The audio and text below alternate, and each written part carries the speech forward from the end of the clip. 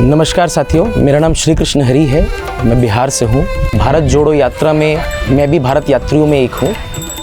अनुभव कई दिशाओं में रहे हमारे, और कई कहानियाँ कुछ इस किस्म की रही कि जिन्होंने अंदर तक हिला दिया।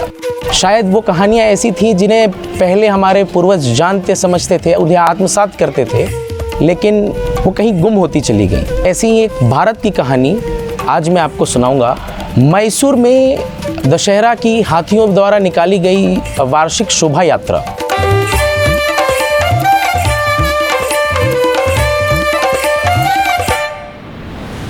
मैसूर की भव्य दशहरा शोभा यात्रा के बारे में तो हम सभी जानते हैं, जहां हाथियों का एक दल देवी चामुंडेश्वरी की मूर्ति 750 किलोग्राम सोने के हौदे पर अपनी पीठ पर लेकर एक शोभा यात्रा में मैसूर महल से निकलकर बंकीवट तक जाता है। लेकिन तकरीबन 80 साल पूर्व एक विचित्र घटना घटी।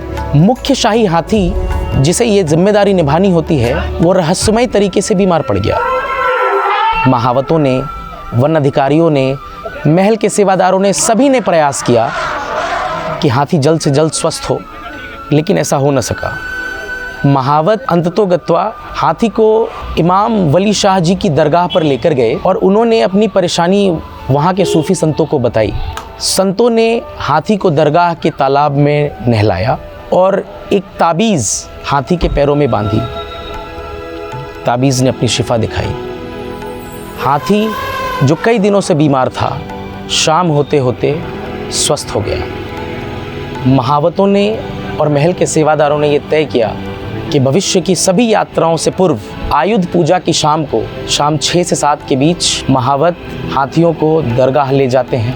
वहाँ के तालाब में हाथी स्नान करते हैं। सूफी संतों को अगरबत्ती और बूंदी की भेंट अर्पण करते हैं। सूफी संत मयूर पंख से हाथियों को आशीर्वाद देते हैं और यात्रा की सफलता और हाथियों के स्वास्थ्य के लिए दुआ करते हैं। ये प्रथा निरंतर चली आ रही है और ये एक इबादत के तौर पर स्थापित है। उस शोभा यात्रा की शोभा इस प्रथा के बाद और भी उज्जवल हो गई। ये कुछ कहानियाँ ऐसी हैं जो हमारे भारत की गंगा जमनी तहजीब का प्रमाण है, जो कहीं गुम होती चली जा रही हैं। प्रयास होना चाहिए कि ये कहानियाँ जनमानस तक दोबारा पहुँचें।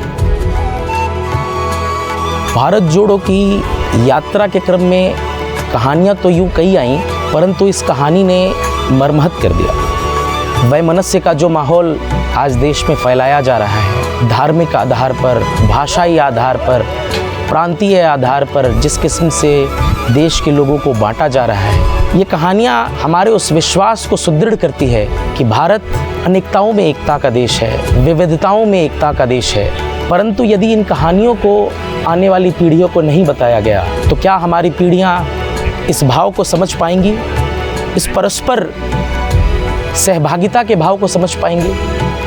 सोचिएगा, सोचने की बात है। शुक्रिया।